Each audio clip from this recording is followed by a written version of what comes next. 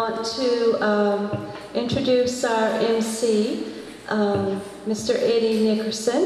He's our Deputy Warden, and he's volunteered to be our MC, and we want to give him a big hand. Thank you. This is my first MC job here.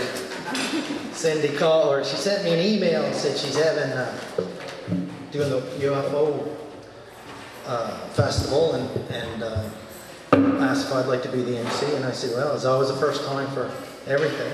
I'd just like to recognize our MLA, Sterling Bellaboo, here tonight.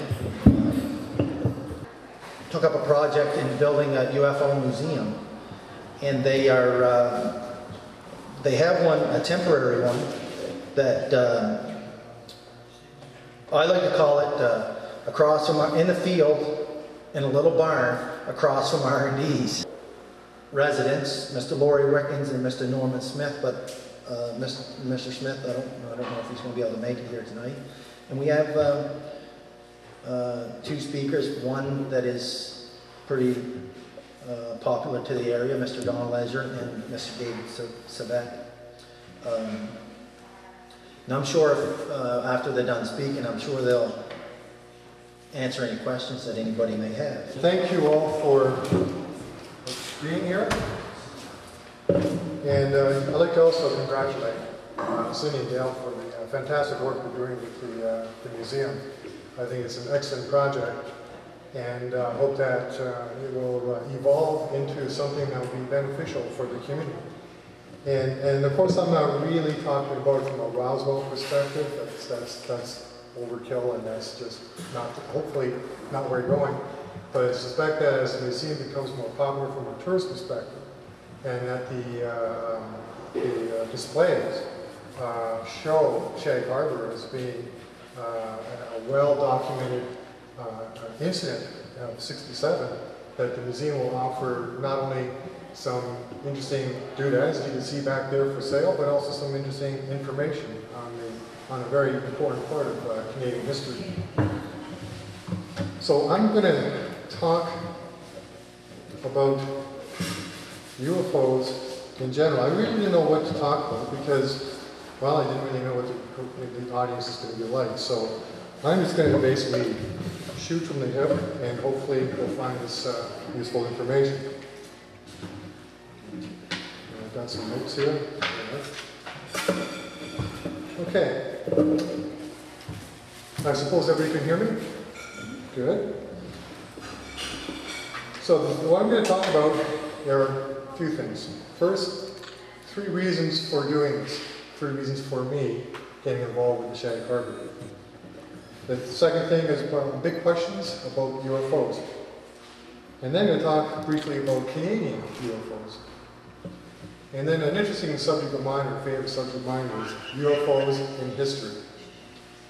And then I'm going to discuss briefly about my plans for the exploration and the dive expedition for examining the anomalies that have been determined off the rip.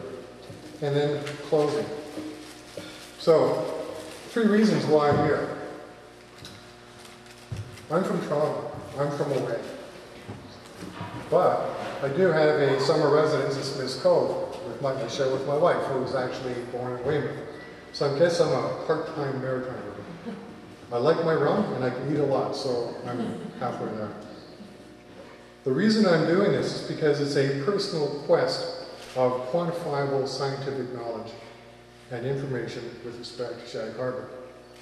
There's a lot of information, Don and Chris, with their book, which I highly recommend that you get if you don't have it, that discusses the Shag Harbour incident in detail. But in my mind, there's still some unanswered questions 40 years later. And my interest is from a physical perspective. As you know, I'm a diver. And I look for physical evidence to support that there might be an existence of extraterrestrial UFOs. I'm not saying there is, but I'm looking for the evidence. Because after about 60 years of UFO history, all the way from Roswell, there's very little hard evidence that these things actually exist. Now, I don't want to get into conspiracies and all that sort of stuff because there's a lot of that stuff out there. So that's the first reason, to find physical evidence. And if there's anything out there that may even be remotely related to the incident, I'd like to find it. The second reason is that I hope that by doing this dive and hopefully getting some people interested in the dive with respect from the networks, that there might be a resurgence in the interest in Shag Harbour.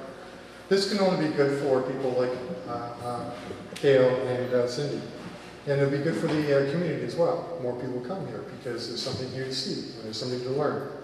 So I hope that by getting involved with this type of project, that I'll be a catalyst to bring more people into the area, which will hopefully be beneficial for the area. The third reason I'm going to leave till the end. So the big question is, actually, let me ask you, what is the question about UFOs? You got a question? Yeah, several. Okay, give me one. I'd like to know why the media still exhibits such skepticism when interviewing the acknowledged experts in the field. Okay. That wasn't one of the questions, but oh, that's a good question. That's a good question. I'm going to go even more basic. Do UFOs exist? I think everybody asks that question. I mean, I get asked the question all the time. Where do they come from? And of course, the third favorite question everybody asks is, are we alone? I don't know. After 60 years and literally thousands of UFO sightings and reports, you know, we are no closer to answering that question, whether the UFOs are of extraterrestrial origin. And I qualify this as being extraterrestrial because UFOs actually exist every single day. People witness UFOs every single day, and I'm pretty sure that every one of you have probably seen a UFO.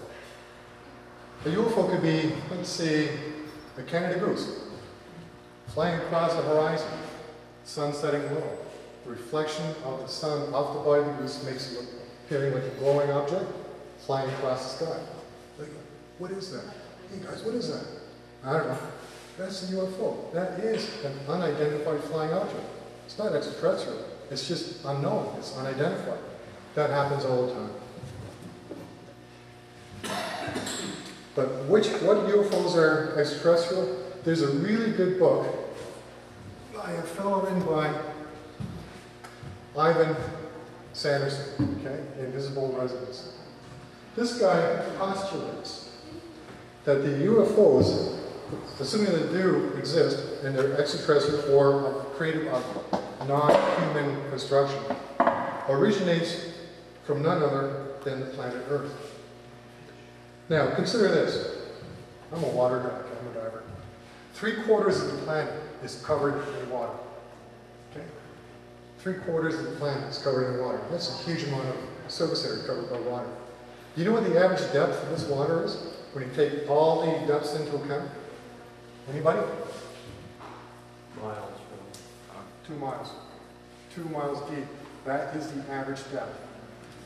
I took a dive once off of Turks and Caicos in a trench, 6 miles deep. That's how deep it was. It's just incredible. So when you think about it, there's a lot of surface area of the planet that's covered by water. And when you consider where human beings reside on the planet, okay, in terms of the land masses or the air, the dry land, the area is about 1/5 of the Earth's surface is inhabited by human beings. Only 1/5 on the whole planet. That means 4/5 of the planet is not inhabited by human beings, or rarely visited by human beings. That means that there is intelligent life living in the bottom of the oceans. They're basically living in a place 4 times greater than where we live. Okay? So you're just looking at the area from that perspective. But so they basically have almost like a 5-to-1 advantage over the human race in terms of living space on this planet. But also consider that 300 million years ago, the first creature crawled out of the water. Okay? And it took 300 million years for that creature to become us. Okay? 300 million years. But consider that the animal that came out of the water, onto the beach, is the result of 300 million years of evolution before that. So if you take that line forward, if there is intelligent life in the waters, they've had 600 million years of evolution. Okay? You can be pretty smart in 300 million years. Okay? Now you might say, well, that's just preposterous, right? Is it any worse than saying, well, they have aliens living on Mars? You know, it's just another kind of view of how things might work, or another sort of approach to the existence of, you know, UFOs built by non-humans. There's an interesting thing created by a group in Manitoba. It's the Ufology Research in Manitoba, headed up by Chris Burkowski and his partner Jeff Dittman. These guys have collected data for a number of years, since 1998. And they tabulate all this data, you know, from the various sources across the country, and produce a Canadian UFO survey, an annual thing. It's pretty good work. It's pretty good work when you consider the amount of work that's involved in getting all these numbers together. So I'm just going to sort of run off some stats that these guys collected. In 2006, there were approximately 736 reported UFO sightings in 2006 in Canada. Okay? These are only Canadian stats. So that works out to about 2 a day. That doesn't sound like a lot. Because when you think about it, when something extraordinary happens, everybody does not toe the party line and report what they see. Okay? Out of 100 people that saw something, maybe 10 might actually have the courage to step forward and say they saw something really weird. Okay?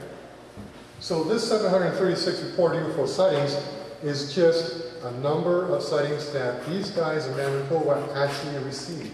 Okay? We don't know how were nocturnal lights. Not sure if you guys know about the Hyman classification, but there's layers of classification from you know, nocturnal lights, daylight discs, and so on and so forth, down to close encounters of the various kinds. So this is just one of them. 69% are nocturnal lights. You can almost understand why 80% of the sightings can be explained through existing, you know, heavenly bodies, stars, Mars rising, on the horizon, whatever. Go on the internet, in particular the internet, and I've seen this crop up in some documentaries. They're always fuzzy. Here's a couple of good ones. These are a couple of improved versions of the moon and the sun. Okay? Now, without any medieval history in your background, you can say, well, that's a UFO. But it's perfectly normal in these types of paintings. Okay? This piece here is always shown as a UFO. They take this out of context, stick it on the website or wherever and say, that's a UFO. It's been around here since the 15th century. Now, again, this is a Christian Catholic rendition. If you take a look at the picture really closely, I'm going to send this around too, you'll notice that it has another Christian iconic symbol. Clouds. There's always clouds in religious paintings, right? There's always clouds. Because where else does God come from? But from a cloud, right? And you'll notice that there are 2 concentric circles of angels. That's what that is. Hardly a UFO. Okay? And the ray of light is always light coming down from the heavens, right? Looking down upon, you know, Madonna, John the Baptist, you know, Christ as a child. That's an improved image. So interpretation of these images as UFOs, outside the context of guys, okay, these are oceanographers and scientists, right? There is an anomalous reading in the water off the shore here. That's where I'm interested. There's a what? Anomalous sonar reading, unidentified. And they even written on this map, may not be boulders. Okay? Now, to me, that's intriguing enough to warrant an investigation.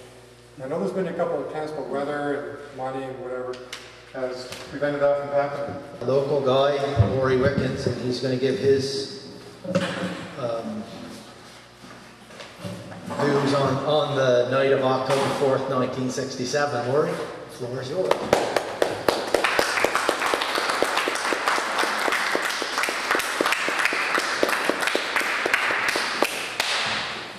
Thanks, Eddie, and I'm not going to get into making speeches.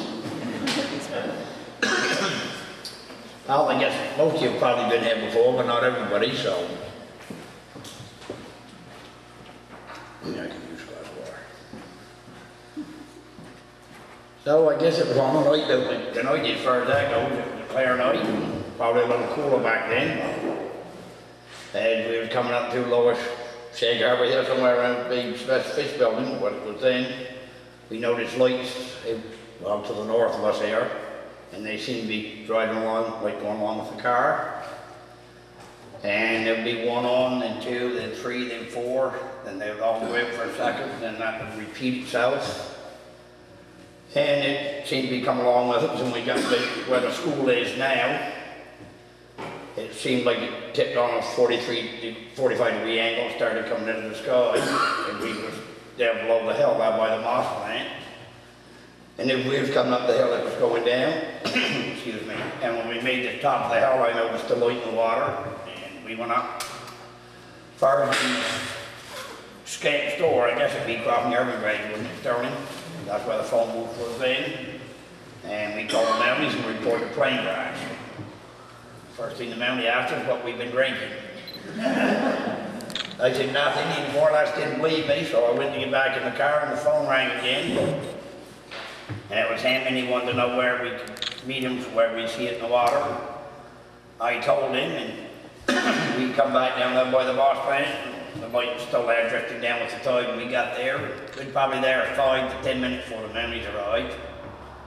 3 of them, I believe, in 2 different cars. I'm not sure, or Becky was one, Rob Pont was the other. I guess in the meantime, he'd also seen it crash, and he called it in, and that's why the police, I guess, believed us. So.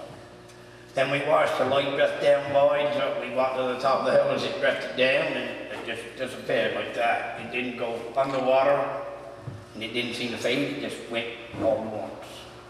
And the light looked like, if you take a globe and cut it out in two, and make it clear glass, that's the bit the size it looked like. And there's a yellowish, wasn't a bright light, just a yellowish, whitish light, I guess. That's what I remember. Any other questions? How has it affected your life? Since then, how has it affected your life? They educate me having you fellows here nights. You actually was floating on the water? Yes, we watched it, yes, for, we must have 40 minutes, half hour to 40 minutes, I would say. Because like I say, it was after dark, when we see it, it was up in the pass somewhere. And when I got back down to the moss plant, it was still above the range of the moss plant. And the Mounties see it there, and we, as it drafted down by, then we walked to the top of the hill, and it got down past us a ways, and it just went out.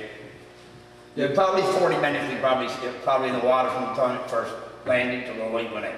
Did it crash in the water? Don't know. He was in sight. Oh, you didn't see it? We was at the bottom of the hill, but the minute we meet the top of the hill, the light was in the water. Were you interviewed by the RCMP later in the weekend when they came with divers and stuff? Yeah, 2 or 3 times. Or the next day, I was out on the Coast Guard boat, 101 that night. Oh, so you went out on the Yeah, they had Coast Guard boat and 2 local boats. Five Sands, no, Hornsmiths, and I forget who the other one was now. There were 2 local boats from Shag Harbour went out too. I had been told by somebody that the divers brought up bags. Yeah, well, they went over on the government boat and then they hired Brass Sand from Shag Harbour. And they were supposed to be here for a week, and they was here 3 or 4 days, and they brought something in a bag, to my knowledge, to his private wharf, and they went and never come back. There was also a Navy boat come here and laid between Bomb Portage and Seal Island. So the first thick fog night, about 2 weeks later, then that disappeared. All the top brass from the Pentagon was to the Air Force Base the next morning in Barrington. Oh, really? Yeah. My father's brother was on the sergeant there at the time. He knew about that, and he asked the commanding officer what they see, and he said, you ask me no questions, I'll tell you no lies. Huh. How many people see the alien at night? Now, there's 3 of us in the car. There was 4 of us in the car, then they had more reports from other people who did report it. And then the memory see it go down, plus there was 3 memories that see it in the water. And plus there was some other local people come there and see it in the water too. I mean, I can't remember now who it was. 2122? Anyhow. Dickie, was there a connection with Shelburne Harbour? Because I heard that they had the harbour closed off in Shelburne after this incident, and divers in there. Don't let you know more about that than what I do.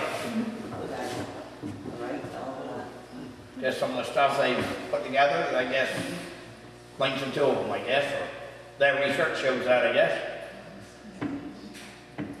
The foam that was on the water, did you experience that? I see it, but I never. It was the other boats that tried to gas it up and put a dip net and stuff in it. But yeah, I do remember steaming through it. But it was a different type of foam that comes from our boats. Looks like air coming or something, you know, big bubbles. That's what I took it. How wide would it have been? Oh, bigger than this building. It was quite a patch, like if we steamed through it for a wave and went back and forth through it 2 or 3 times, so. Yes. How did the officials relate to you? Did they believe you? Did they tell you to keep quiet or anything like that? No, they never said much. Anyhow, when the memories finally decided to tell us something, all the memories did is they've identified it as a UFO. Good. That's what their words were. And like I say, there was 3 memories did come down and watch it that night in the water too. So one of them also see it come out of the air. I'm not sure where he was driving at, but he did call it in. Did the cop last very long after he said that? Pardon? Did that cop last very long after he told him? You see the UFO? Yeah, he started to direct his term, I guess. Sometimes they get fired. No? Some cops did. One monkey, yeah. He probably reported out. I don't know what he reported at, so. Anything else? Did you say that it kept going once it was in the water, that it kept It drifted. Well, from where I see it, when we made it to the top of the hill, they must have we can't tell how far it's up the pass. So I'd say it drifted down the harbour, what, half a mile to 3/4 of a mile, Sterling? It'd be above the range of Cloybe's, not Cloybe's, Dane Beach it is. It'd been above the range of that somewhere when it was after dark and there was no way to really tell distance. And it drifted down past where the Moss plant was. But you couldn't tell if it was drifting or moving? I was drifting with the tide, no faster it was going. That's what I would say. Drifting with the tide? Yeah. Before it took the dive, how high off the water was it? Well, it was coming up land. It was coming up behind there. Yeah, right. How high? No idea. After dark, depending on how far, well, it couldn't have been too far to the western of us because it wouldn't have landed there, so it couldn't have been that high. Yeah, true. Couldn't have been that high, this coast you've been looking up here, and we was looking at like this. And looking at like that for anything that had to be high, it had been miles away. So it probably wasn't flying that high. Was there any sound associated? Oh, we never heard nothing. We was in the car now. Could you estimate the speed it was going from where you see it? It seemed to be traveling the same speed as us, but was it going along with us, or was it coming from the north more and coming this way, coming out of it? You were going north? We was going up to the road there, and it looked like it was coming along with us. But it could have been going faster because it could have been coming from the northeast, right? Instead of going this way, it was making our speed, it was coming on a different angle. It could be traveling faster than what it. And especially at an angle, so you couldn't really determine speed? No. Probably traveling faster than what we were driving. We probably were driving 50 back then. That's miles an hour. You thought it was an airplane? Yeah. The thing is, it didn't have green and red lights like the planes do today, or did they? And the lights were just long. Figure 4 of them would, like, one come on, 2, 3, 4. They'd all be on for a second, then they'd all go out and then it'd start over again. why wasn't there a final report? Like, weren't you given an explanation by the RCMP or the government? Yeah, UFO. How about a crash report? I mean, it's more than just it was a UFO. That's all they told anybody. Don't let you dimensions and question free, but at night, and you've done research and find dimensions. It's just big holes, big blank spots. Like, said, ask them. They haven't told me nothing, so I can't answer you. I mean, we tell me All else. I can do. Anything else, anybody? That's about the story. Well, when you seen the UFO, did you hear any sound? No, we was driving in the car. We never heard nothing.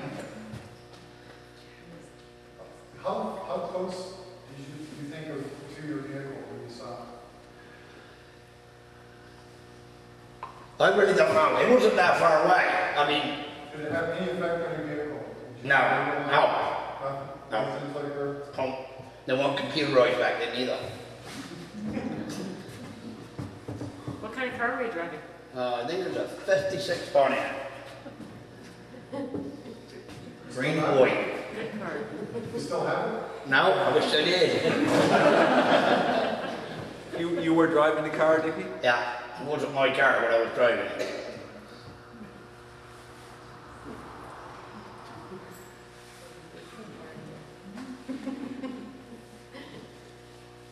Oh, any questions? I'll answer back. Yeah, I got up the coffee.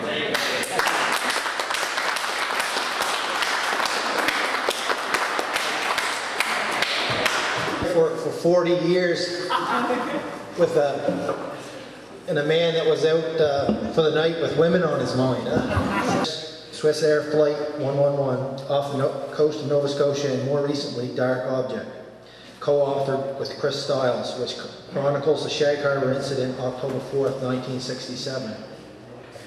He continues to write for magazines and periodicals, more recently for aviation magazines. He has a bi-monthly column in Canadian Aviator magazine. Don has been investigating the UFO phenomena for 15 years and presently concentrates.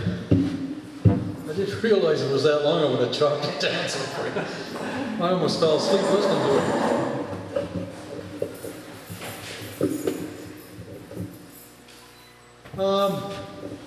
Actually, first of all, I wanted to talk a little bit about tonight, just about the effect that the world's starting to have an effect on Shag Harbour. Shag Harbour has already had an effect on the world. Shag Harbour is known far and wide now around the world. And I often ask when I do these conferences I do in the U.S., and normally they're in the U.S., done a couple in Canada, 3 I think. I'll ask if anybody's ever heard of Shag Harbour before I did the talk. Most of them have heard about it. They've heard about the Shag Harbour incident. And they know where Shag Harbour is, and then I ask them where Halifax is, and they've never heard of that place. So, they're on the map. But,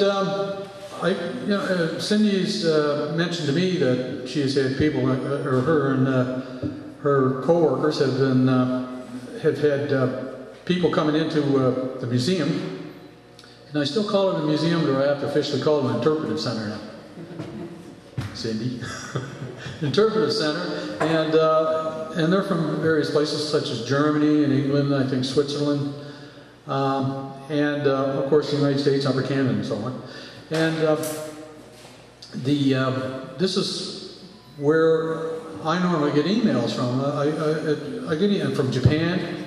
I've had a Chinese email. I've had Australian emails, and of course I correspond with people in Australia and New Zealand, Brazil, all over the world about the UFO phenomenon. And normally they know about me because of the Shag Harbour incident. So when Laurie made that fateful phone call that night, he sort of put a lot of wheels in motion. Maybe if he hadn't made that call, none of this, we probably wouldn't be standing here now. Probably would have. It did get noticed by other people, but I don't know if it would have gotten the kind of response that it did.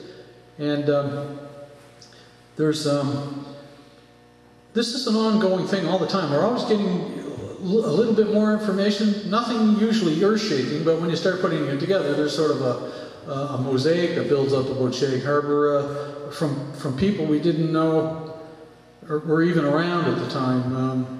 One of your locals here let known that she and another fellow were sitting in a car on the east side of the Irish moss plant, and I walked over to see if that was possible. And yeah, you can get a car in there, and I guess it was a local spot around here. And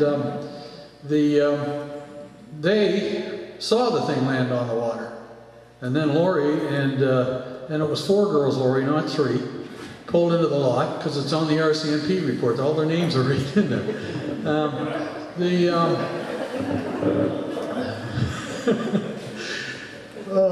But anyway, they saw you come into the lot, and then they sort of kept a low profile, from what I understand, for a while until they could sort of just sneak into the rest of the crowd because, you know, I don't know. Listen, when I was in, I did a conference not a conference, a MUFON meetings in LA and in Orange County.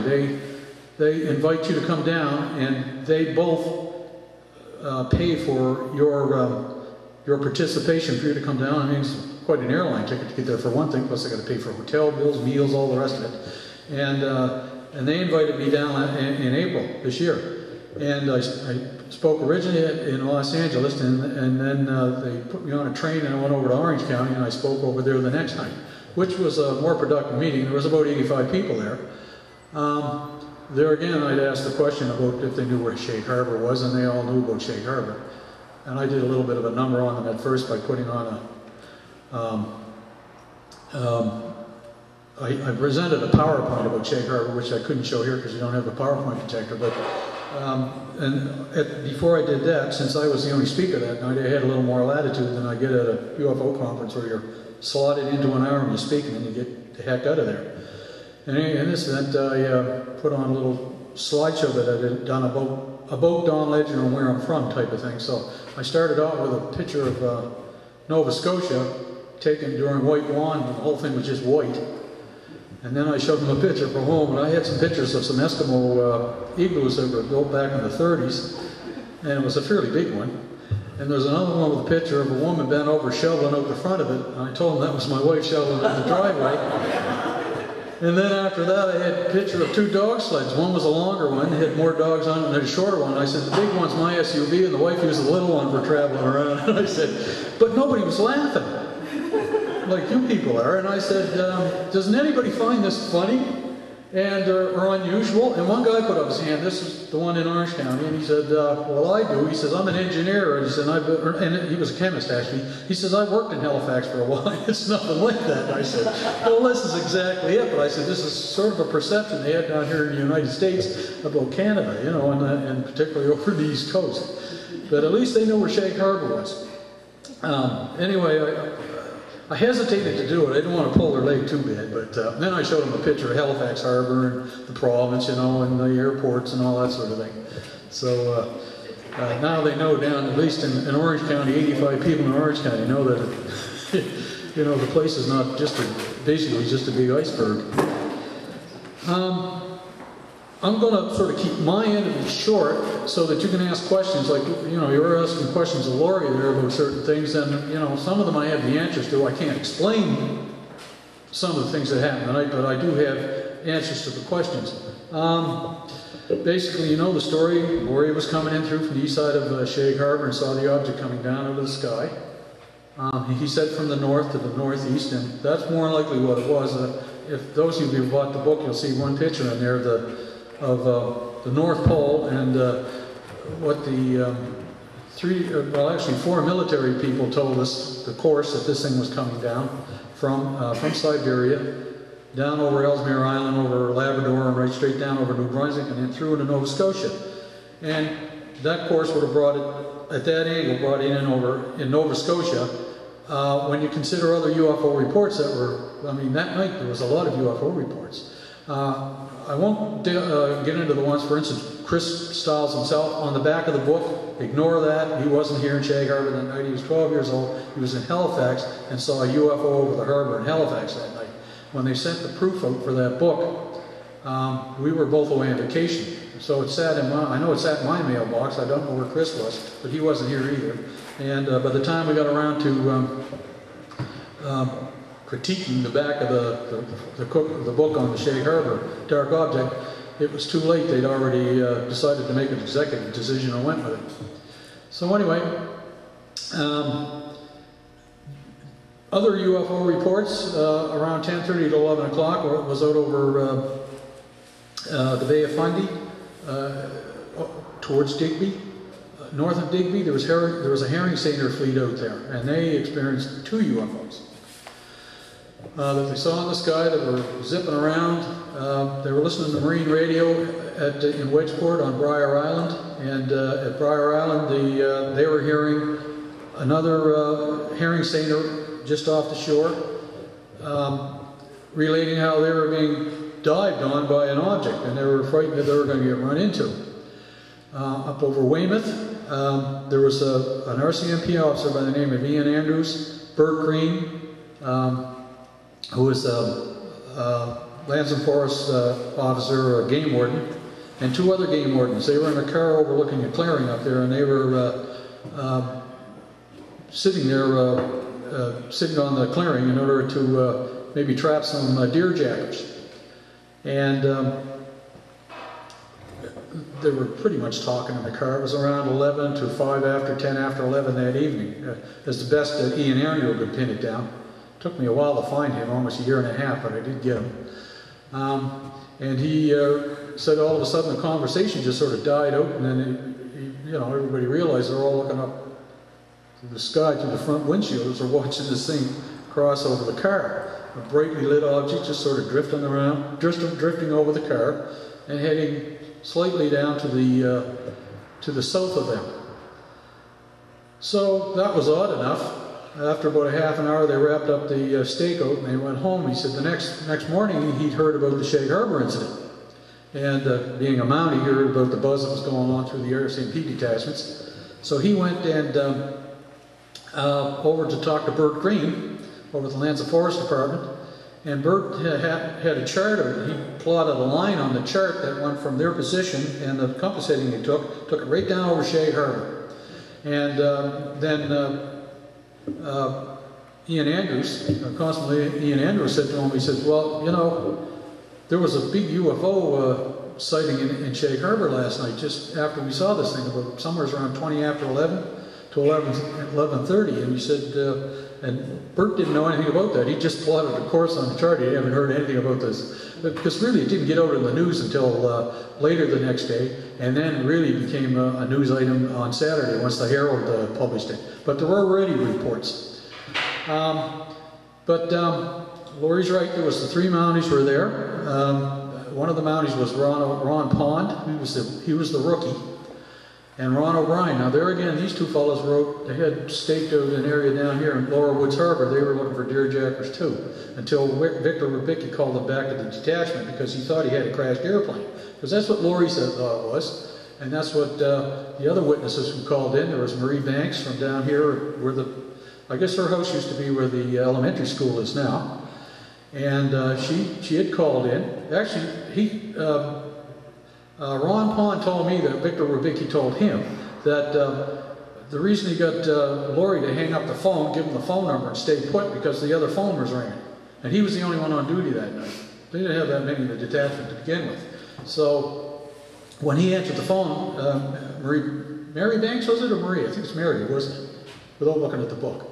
Mary Banks had mentioned that she thought she saw something going down into the sound just off of Maggie Guerin's Point. She thought an airplane might have crashed. And then somebody else called in from Bear Point, said the same thing. A woman called in, said her and her daughter over in Cape Sable Island saw something, and that's about 13 miles away, I guess, or no, it wouldn't be that far, would it? About 8 miles? Up to, 8 miles. Yeah, further east. Saw something coming down out of the sky, and I thought maybe an airplane had crashed into the harbour. So Rubicki is now taking Laurie seriously after asking if he'd been drinking, and he calls Laurie back and gets Laurie to go over and sit on the thing over and keep an eye on it until they showed up. And of course, in the meantime, you had Norm O'Brien and Dave Kendrick coming back, I guess from the same function, wasn't it? Something over in Cape Sable Island you guys had been attending. Oh, they was the theater where Norman David, I believe. Yeah, okay. We didn't actually get where you guys were over there because it wasn't that important to us. yard comes up there. Yeah. Drive around and burn up, yeah. Yeah. Well, cruising, like we used to call it in those days. Anyway, so they were coming on the same road, and Dave Kendrick was driving, and Norm Smith was the passenger, and they both saw it. Of course, Dave dropped him off, and then him and his father, Norm Smith, saw it a little bit later. And they didn't mention to Lawrence Smith, who was on the other end of the house, something like a duplex, I guess. It's just up the road here. That they were headed down to the harbor. It was a little later on where Bicky called up Lawrence Smith, and he also called up Bradford Hand and Brath, and asked them if they could take their boats out. And I guess Lawrence Smith was the last boat tied up, so and then Brath was the next one inboard, and so they used those two boats at the very first. Went out on the water. I've gotten various reports on this. Ron Pond, I interviewed him, or Ron O'Brien, I interviewed him. He's the head of security now for New Brunswick Power, and but he wouldn't do the documentary that Mike McDonald, the original one. He didn't want to be on camera. I interviewed, as Chris did too, Victor Wabicki, who lives up in a place, I think it's Pridham now, if I remember correctly, Pridham, Alberta, right up next to the border in the Northwest Territories. The day I called him, the first day I called him, he was out hunting caribou. They must have a caribou season up there. But it took me a couple of days to get a hold of him, and he vaguely remembered it. And I said, well, Ron O'Brien said, did you all three of you saw the light out on the water, and described it at the time. He said, yeah, but God, that was a long time ago. And he was older then than the other two, because he was probably in his 30s, and the rest of them were mid-20s or something.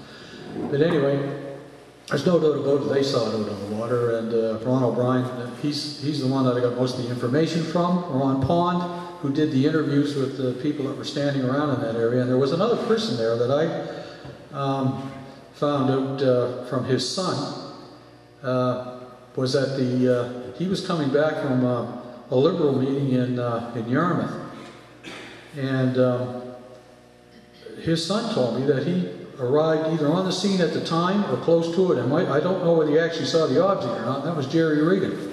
So he just happened to be coming through there back from Yarmouth on the old road. Yes, 2 or 3 other cars. Yeah.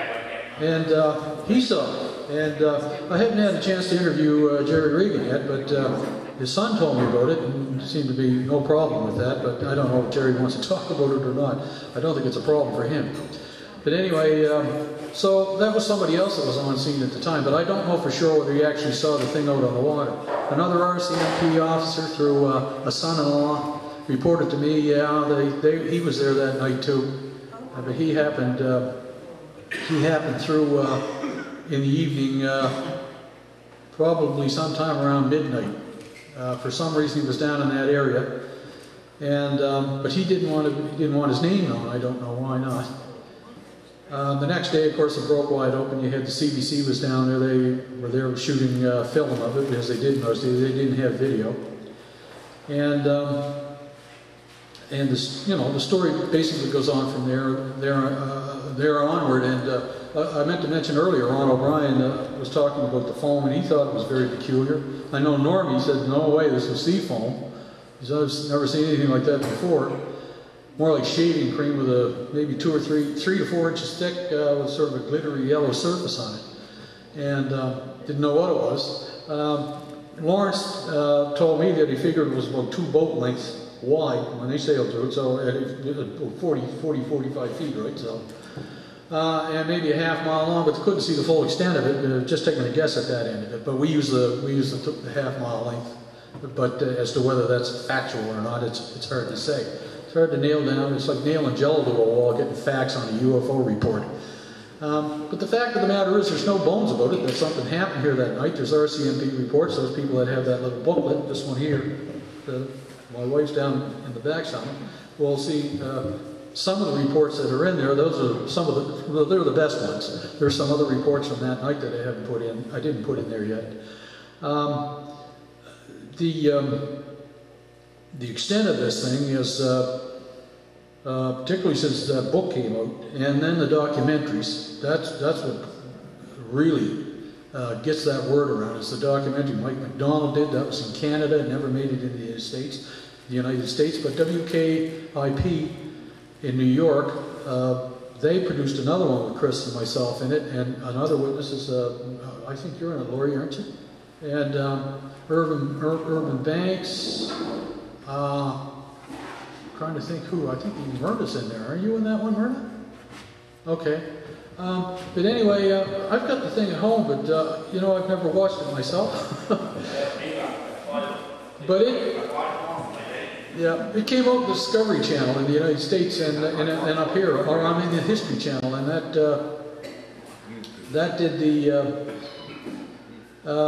did it for the United States, because ever since then now we've been getting calls from down there and doing more than a few UFO conferences down there.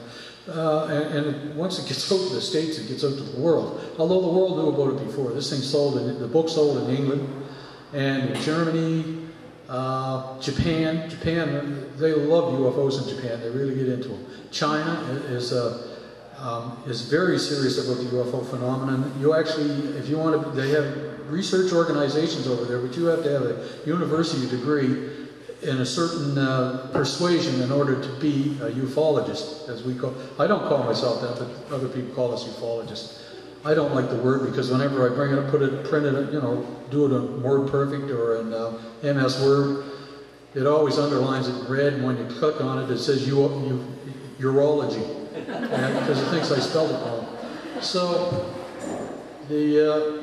anyway, I just a study of the phenomenon or whatever. Now, it was mentioned too in the bio there that I do work with NARCAP in the United States, the National Aviation Reporting Center on Anomalous Phenomena. It takes a long time to get that one out too. And that's Dr. Richard Haynes in the United States. He's retired from NASA. He's a chief scientist at Moffett Field at NASA Ames over in Washington State. He still lives there, and he started this up because he started out as a rabid debunker of the UFO phenomenon. And then after he started getting pilot reports while he was in NASA, and he said he got a lot of pilot reports and reports from, he would say, other aviation related personnel involved with NASA, meaning that he's probably talking about astronauts, but he couldn't actually say that. And so he started writing about it, and then he started finding all of these pilot reports of UFOs, good ones, you know, where they're encountering these things in the air and they're a hazard for navigation. I don't want to get into that right now because that's a whole other talk right there, but he went from one side of the coin to the other, as often happens when people get involved in the UFO phenomenon, particularly when you finally talk a scientist who has some expertise in that particular area, finally talking them into looking at this and then giving them all, not all of it, nobody can give them all of the information out there. There is tons and tons of information, tons of many thousands and thousands of cases, hundreds of thousands of cases, and reports and witnesses. The witnesses run into the millions nowadays. And once they look at it, same as happened with Dr. Hynek. He went from one side to the other, and Richard Haynes. You got even Michio Kaku is a theoretical physicist, I think, and an astrophysicist with Columbia University in the United States. He said, you can't blow these things off, you got to pay attention to them. And he's, you know, other physicists go to this guy when they got a problem. So there is some inroads in that area, people paying attention to the UFO phenomenon. You know, we're not just a bunch of nutballs out here screaming into the night, you know. And, but then again, there's the other side of the field where we have, and I think maybe David might have alluded to it at one point there, where you got the fringe element that, you know, believes everything that comes down the pipe. You know, you got to take, at some point you got to draw a line, you know. Anyway, I've been talking quite a bit about Shag Harbour at the first and sort of getting off on a tangent here. I'd like, if people have questions, you know, that they want me to answer, let's do some of that now. Yeah. Are you aware of the Soviets when they sent up two, I don't know what you call them, satellites, or whatever you call them, to Mars, and they were both, I don't know, They disappeared? Yeah, blown up and disappeared. Well, it's not only them that sent satellite to Mars. You know, the Americans did the same thing. They lost some of theirs too. I think they've lost probably about, overall, the number of satellites that have been sent out to Mars is probably like 65 or 70% of them never came to fruition. They never did their job. I don't believe there's anything to the rumors that these have been interfered with some maybe extraterrestrial intelligence. If they wanted to, they could do it very easily. Did you ever hear that one was shot by a missile? Which one's this? I think it was Phobos 2. They have a picture of a missile headed towards it just before it. Coming from Phobos? Oh, you mean? Coming at Phobos. Oh, okay. No, actually, I haven't heard of that one. That's new to me. Is this just recent? I don't know when it Does actually ring a little bit of in a... Zechariah Sitchin's book. Oh, I see. Okay. The End of Days. Yeah. What I wouldn't understand, what would bother me there is why let some go through and not others, you know. It's a very tricky thing to do because basically you're dealing with the speed of light here when you send a transmission out to the thing. That's fine. It's bad enough if the thing just happens to be 32 million miles or 34 million miles away that's closest approach to it.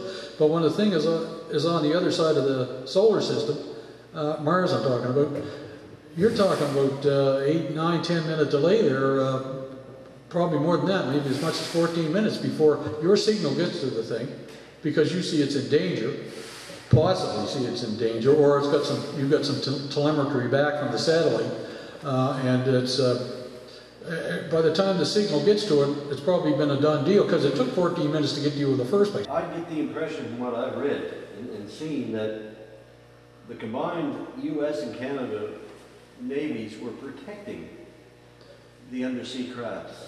Well, if there were, yeah. In our book, we allude to the American presence because the diver, what we have is a weapons, not a weapons, an aircraft maintenance expert who can tell from looking at various pieces of aircraft what type of aircraft you've recovered out of off the bottom or whatever, you know, out of the ocean or something, or out of the woods or whatever, without actually having to be there. This is Jim, who was on the vessel at the time. While they were at supper down below decks, he wasn't allowed on deck for 7 days. He heard the diver, and we assume it's the diver we originally got the story from. He heard the diver mentioning about what they had seen on the bottom. While he was talking about it, an officer who was in the, I don't know if you call it a galley on a Navy ship or not, but anyway, he was where they were having their meal, tore a strip off of the diver for shooting his mouth on it, who was kind of, this guy was known to be a tough guy, and there's actually a guy who lives maybe 5 houses away from me from where I live now as a clearance diver, knows this guy. He said, yeah, he's a tough guy. He was always a bit of a, you know, a smart mouth type of thing. He just didn't, you know, didn't conform to your usual command mode type of thing. And he, you know, he was dressed down by an American officer. And I, in the book, mentioned, you know, an American. It was an American officer doing on a Canadian Navy vessel. But through the years, UFO research, particularly debriefing of pilots that have had UFO sightings and so on, quite often, and not only that, boats too, vessels, quite often they were debriefed by American personnel. And in some cases, right on the record, it says that the officer was a case officer for the CIA. I have CIA documents, you know, with UFO reports, concerning UFO reports. And so it was very strange, but they seem to be pulling the strings in the big investigation of UFOs, and I think Canada was taking a hands-off on it. As you know, they just didn't have the resources and the personnel to dedicate to it. If they're going to look at it, let them pay for it, you know. And I think some of the fishermen say here, I think it was Donnie Nickerson mentioned that there was rumors, and he himself saw a submarine off the coast a day or two after the event, after October the 4th, which would have made it the 5th or the 6th. while he was out, I don't know if he had his own vessel or was on somebody else's, but we only had one submarine at the time, and it was just coming across at that time on the 4th from England, and it had a British crew on it and 2 or 3 Canadian personnel who were learning the ropes for that particular submarine. That was the Oberon class submarine, and it was this one that was the Onondaga, which was diverted from Halifax, where it was supposed to be going, to Shelburne. So, Americans showing up in our military in the UFO arena, yeah, it's quite common. I wouldn't be surprised. I don't know whether they had an American vessel up there. I doubt it was probably just ours, unless there was an exercise going on at the time, which we haven't really found. I couldn't really say for sure, but you know, there might have been an American vessel in the area, and it came over here. You know, like for instance, when Swiss Air crashed, there was all kinds of vessels out there. Just happened the Navy was out on an exercise, and they were quickly on the scene. No. This did not look like a blimp. No, and they aren't blimps. They're not military, period. That's what I'm talking about next week, and it doesn't matter. It won't bother me to spill the beans here, because it's not like you get down there. But yeah, that's nonsense.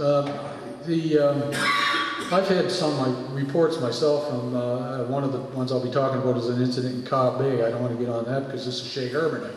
But the American military, in no way, shape, or form, have the technology to build these things. Over the last couple of years, I've seen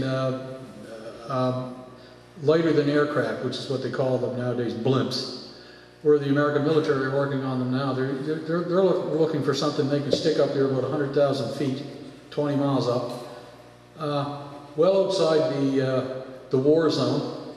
Use it pretty much the way they use an AWACS, but they can also do video surveillance at the same time, because video surveillance from satellites is limited to the time limit that the satellite is passing over that particular area. They're normally in a polar orbit or slightly off axis, and they revolve around. Well, they're motoring along there at about 18,000 miles an hour, and they're only over the area for a matter of a few minutes, so they can't really stay over top and keep an eye on it.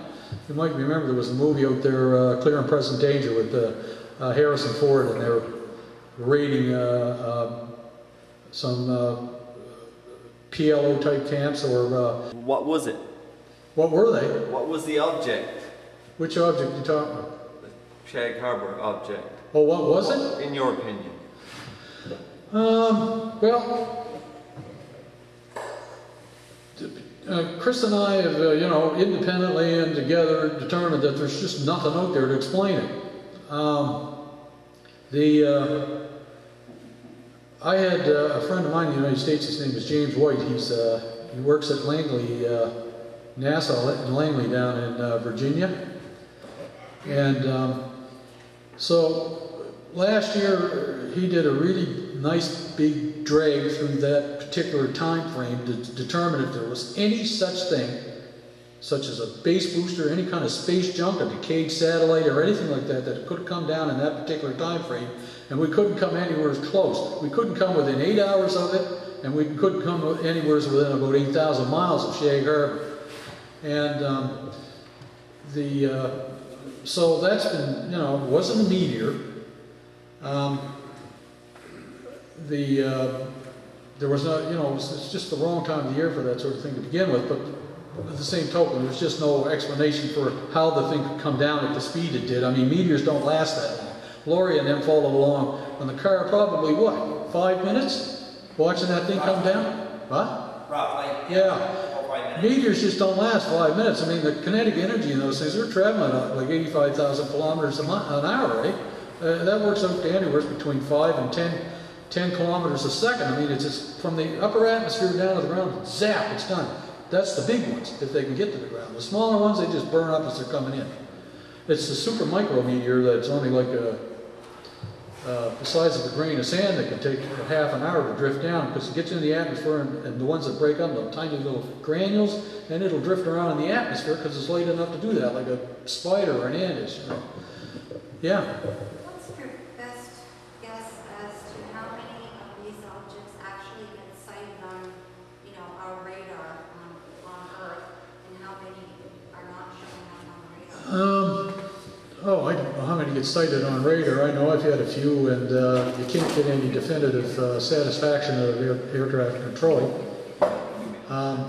If they're a really hard target, there's no way they can really get around that. Unless they are coming from the water, then they register on the radar. Well, yeah. But, you know, the stealth fighter and the B-2 bomber doesn't register on radar either. We can do that. Why can't they do it, you know? See, I know Dave alluded to, you know, how long it took us to evolve as a species. As it turns out, there were probably about 3 of us there. You got the hobbits over in Indonesia, which is another species, but it died out of it 20,000 years ago, I guess. And then the Neanderthals who died out of it 35,000 years ago. All sort of, pretty much off the same branch.